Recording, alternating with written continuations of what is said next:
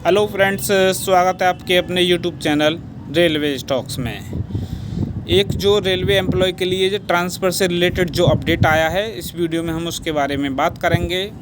और उसके अपडेट के बारे में बात करने से पहले जिन भी सेंट्रल रेलवे के मुंबई जोन के जो 6 GB में जिन भी साथी भाई बहनों का रोल नंबर आया है, उनको मेरी तरफ से ढेर सारी बधाई एवं शुभकामनाएं। लेकिन इसके साथ साथ एक थोड़ा सा चिंता का विषय ये है कि जिन भी साथी भाइयों का 5वां DB हुआ है, उनका अभी तक पैनल जारी नहीं हुआ है, जबकि काफ़ी समय हो चुका है। पैनल उनको दे देना चाहिए था, जबकि मैंने अपनी अंतिम वीडियो में बताया था कि पैनल आज नहीं तो कल उनको देना पड़ेगा। इसका मतलब मेरा ये रहता है कि पैनल आने में अब 2 से 3 दिन मैक्सिमम लगने चाहिए। लेकिन पिछला हफ्ता भी ऐसे ही खाली चला गया है और पैनल के बारे में कोई भी अपडेट नहीं आया है।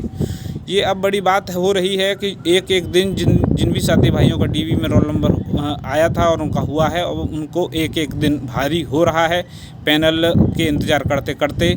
लेकिन मैं तब भी ये कहूँगा, जब इतना किया है तो आप कुछ समय और इंतज़ार करिए, आपको पैनल देखने को मिल जाएगा। अभी इसके बारे में ऐसी कोई भी अपडेट नहीं है कि पैनल कब तक आएगा। मैं तो फिर भी ये कहूँगा कि पैनल जल्द से जल्द आना चाहिए। अब बात करते हैं कि जो अपडेट आया है ट्रांसफ़र को लेकर।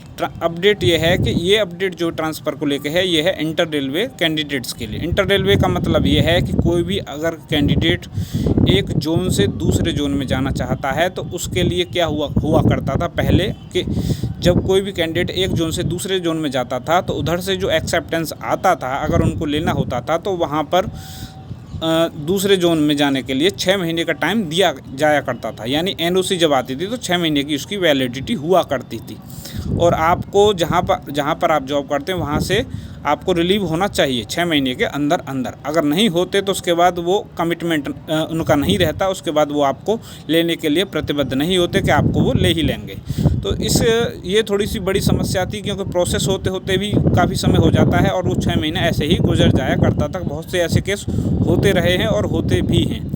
इन्हीं चीज़ों को ध्यान में रखते हुए रेलवे ने एक अपडेट ये दिया है कि जो 6 महीने की NOC दिया करते थे, अब उसको बढ़ाकर यानी 6 महीने उसमें और बढ़ा दिए गए हैं। अब टोटल 1 साल की NOC मिला करेगी। यानी एक जोन से अगर दूसरे जोन में जाओगे और सामने वाले जोन में अगर आपको लेने के लिए वो एग्री हो गए हैं, तो उनको 1 साल की NOC देनी होगी।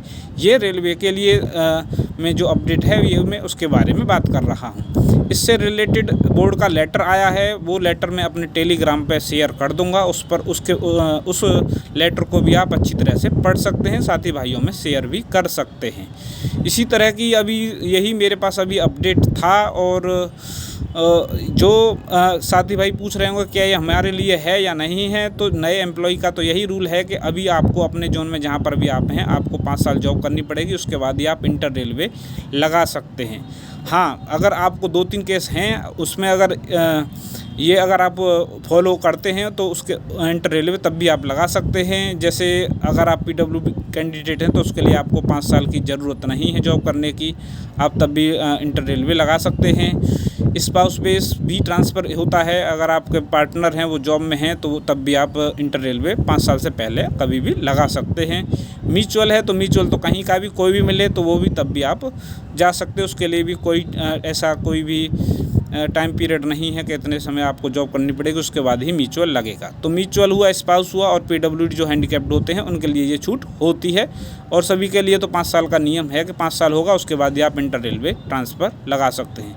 यही मेरे पास अभी अपडेट था। इसी तरह का अगर अपडेट आप चाहते हैं तो कमेंट करते रहिए। अपने सवाल जो भी आपको मन में है वो कमेंट करिए, मैं कमेंट के माध्यम से उनको ज़रूर जवाब देने की कोशिश करूँगा।